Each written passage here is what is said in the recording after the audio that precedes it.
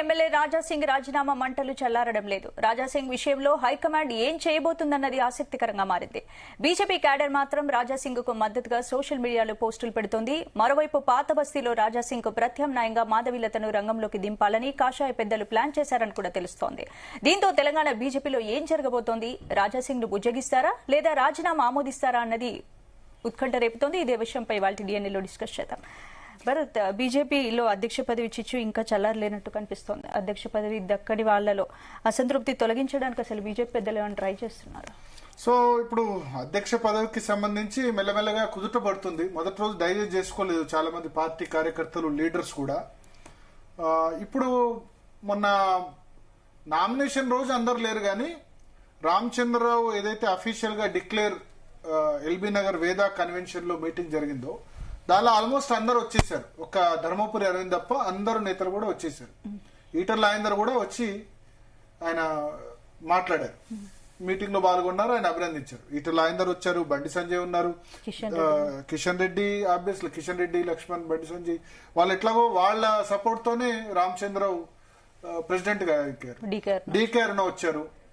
తర్వాత పదవి ఆశించిన ఈటర్ల రాజేందర్ వచ్చారు. రఘునందన్ రావు హాస్పిటల్లో ఉన్నారు, అందుకని రాలేకపోయారు. ఆయన సర్జరీ చేయించుకున్నారు కాబట్టి ఆయన కూడా ఇప్పుడు ఆయన చెప్పొచ్చు, నేను హాస్పిటల్లో ఉన్నాను కాబట్టి రాలేను అని ఆయన చెప్పొచ్చు. అట్లా కాకుండా మిగతా ఆదిలాబాద్ ఎంపీ నగేష్ వచ్చారు.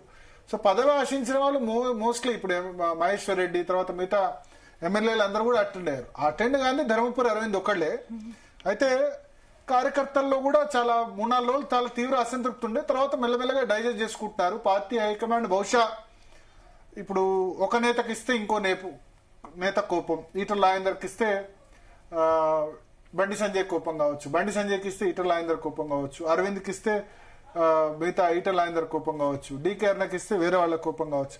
వీళ్ళందరి బదులు వీళ్ళెవరికి ఇవ్వకుండా ఒక క్యాండిడేట్కి ఇస్తే గనక ఆయన అందరినీ తీసుకెళ్తారు అన్న ఉద్దేశంతో ఈయనకు నారపరాజు రామచంద్రరావుకు అవకాశం కల్పించింది అని ఒక నిర్ణయానికి మెల్లమెల్లగా డైజెస్ట్ చేసుకునే పరిస్థితి ఆ కార్యకర్తలు.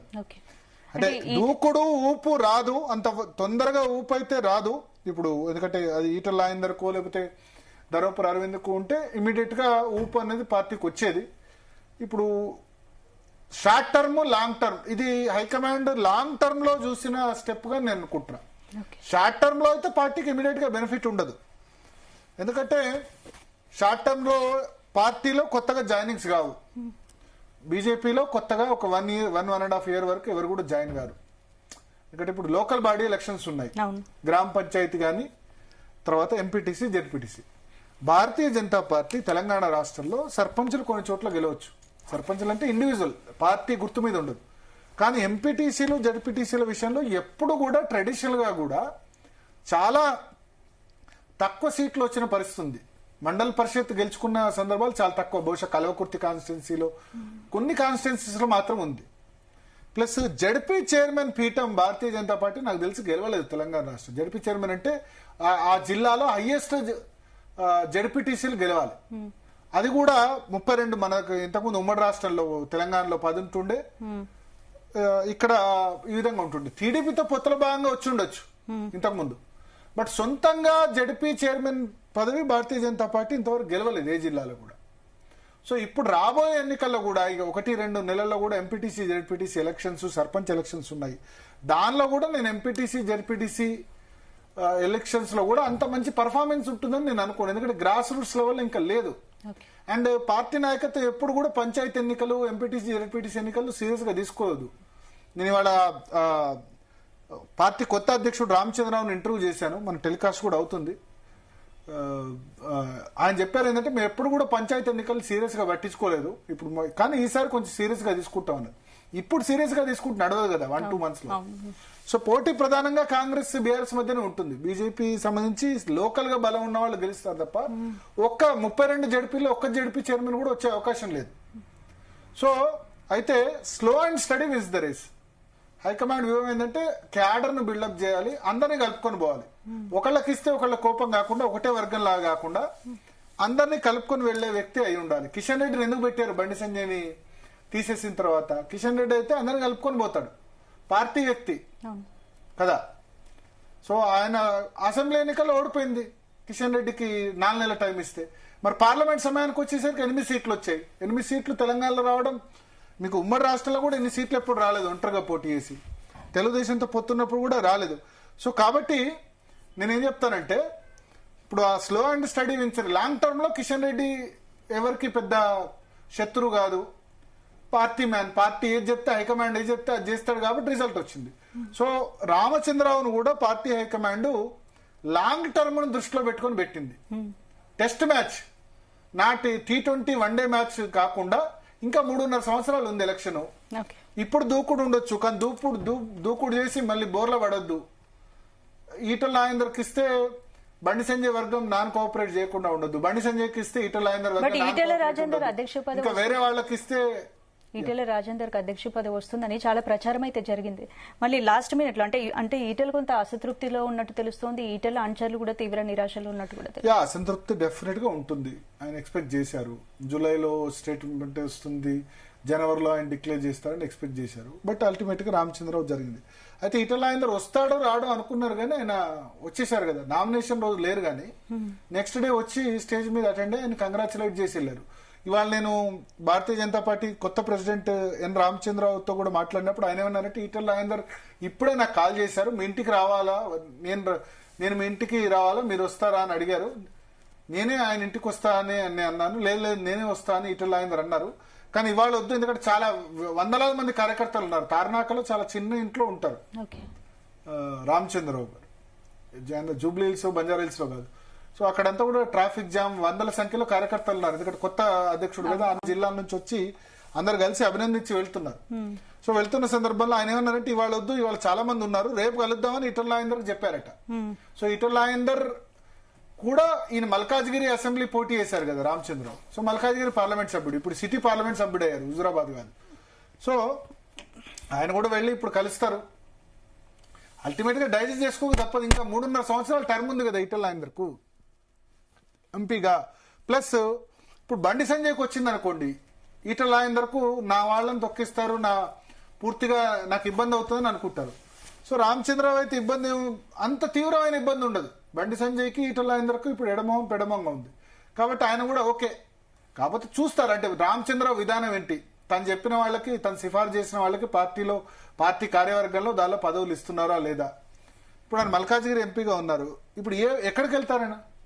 కాంగ్రెస్ పార్టీకి వెళ్ళలేరు. ఇక్కడ ఆశిస్తుంది ముఖ్యమంత్రి పదవి, పార్టీ అధ్యక్ష పదవి. కాంగ్రెస్ లో పోతే ఇస్తారా పార్టీ అధ్యక్ష పదవి, ముఖ్యమంత్రి పదవి ఇస్తారా? ఇవ్వరు. బీఆర్ఎస్ లో పోతే కేసీఆర్ కేటీఆర్ తప్ప ఎవరు గారు. సో ఆయనకు బీజేపీ తప్ప ఇంకా వేరే ఆప్షన్ లేదు. తర్వాత చూసుకుంటారు 2028-29 వరకు ఖచ్చితంగా భారతీయ జనతా పార్టీలో కంటిన్యూ అవుతారు ఈటల. రాసి పెట్టుకోండి, ఇది ఆయన ఎంపీ టర్మ్ అయ్యేంత వరకు, అసెంబ్లీ ఎన్నికలు అయ్యేంత వరకు ఈటల రాజేందర్ ఎక్కడికి వెళ్లరు. అయితే తన ఇమేజ్ ఫైటింగ్ మాత్రం వదలరు. మల్కాజ్గిరి పార్లమెంట్ తో పాటు ఇప్పుడు పార్టీ ప్రచారం చేయమంటే మిగతా చోట్ల కూడా వెళ్తారు. పార్టీ వాడుకుంటే వెళ్తారు, లేదంటే మల్కాజ్గిరి పార్లమెంటు, హుజురాబాద్ అసెంబ్లీ నియోజకవర్గం అక్కడి వరకు పరిమితం అవుతారు. ఆయన భవిష్యత్తు ఆ విధంగా ఉంటుంది.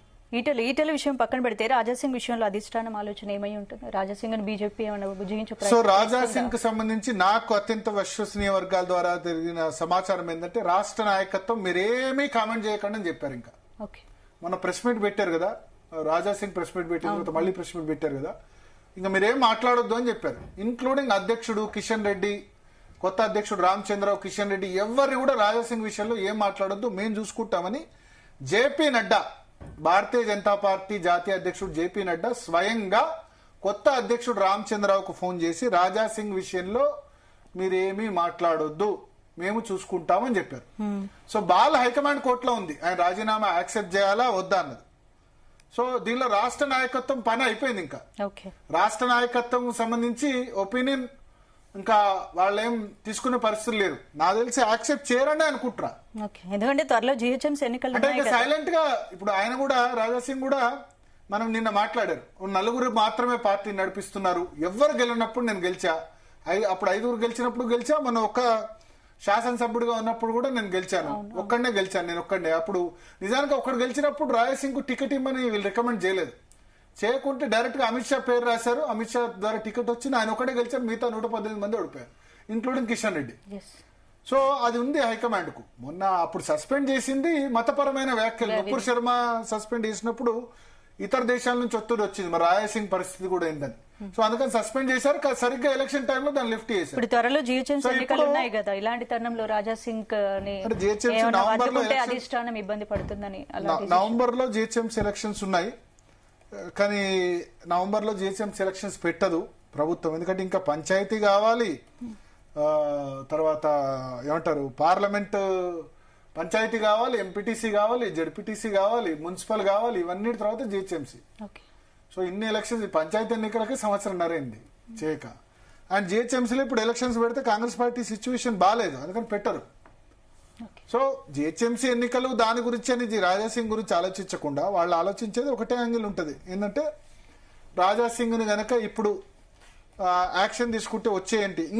ఇంకా రాజాసింగ్ మళ్ళీ ఇదే విధంగా నెగిటివ్ కామెంట్ చేశారనుకోండి, they may take action high command. ఇప్పుడు సైలెంట్ గా ఉంటారు, మళ్ళీ ఇంకొక 2 కామెంట్స్ వ్యతిరేకంగా రెగ్యులర్ గా చేస్తుంటే మాత్రం అప్పుడు యాక్షన్ తీసుకునేది. ఎందుకంటే బీజేపీ డిసిప్లిన్డ్ పార్టీ. కానీ రాజాసింగ్ విషయంలో రాష్ట్ర నాయకత్వం కూడా కొంత అకామిడేట్ చేయాల్సి ఉండే, ఆయన కూడా ఆ విధంగా మాట్లాడి ఉండాల్సింది కాదు. రాజాసింగ్ గనక యాక్షన్ తీసుకుంటే రాష్ట్ర పార్టీలో మాత్రం, ముఖ్యంగా హిందుత్వవాదులు మాత్రం చాలా రియాక్షన్ మాత్రం తీవ్రంగా ఉంటుంది, స్పందన. బీజేపీ పార్టీపై కూడా కొంత ఎఫెక్ట్ పడుతుంది. ఎస్, అది ఖచ్చితంగా ఉంటది. కాబట్టి I don't think they will take action. కానీ నాకున్న సమాచారం మేరకు డైరెక్ట్ గా ఎన్ రామచంద్రరావుతో జేపీ నడ్డా మాట్లాడారు. మీరు రాష్ట్ర నాయకత్వం ఏం మాట్లాడద్దు అని చెప్పారు. నా ఇంటర్వ్యూలో కూడా అదే చెప్పారు రామచంద్రరావు. రాజాసింగ్ విషయంలో కేంద్ర నాయకత్వం నిర్ణయం తీసుకుంటుంది, దీనిలో మేమేం జోక్యం చేసుకోం, అది ఆయన ఎమ్మెల్యే కాబట్టి కేంద్ర నాయకత్వమే డిసైడ్ చేసుకోవాలి అని క్లియర్ గా చెప్పారు. Okay, right, thank you Bharat. ఇది వాళ్ళ డిఎన్ఏ. మరిన్ని టాపిక్స్ తో రేపు డిఎన్ఏలో మళ్ళీ